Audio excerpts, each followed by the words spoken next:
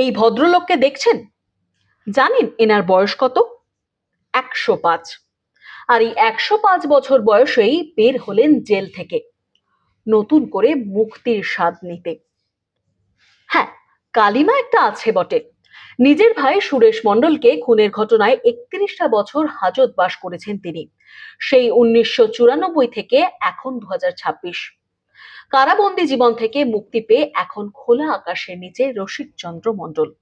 অনেক আইনি লড়াই, হাইকোর্ট থেকে সুপ্রিম কোর্ট পর্যন্ত দৌড়ঝাঁপ, শেষে যাবজ্জীবন সাজা থেকে তাকে খালাস করে আদালত।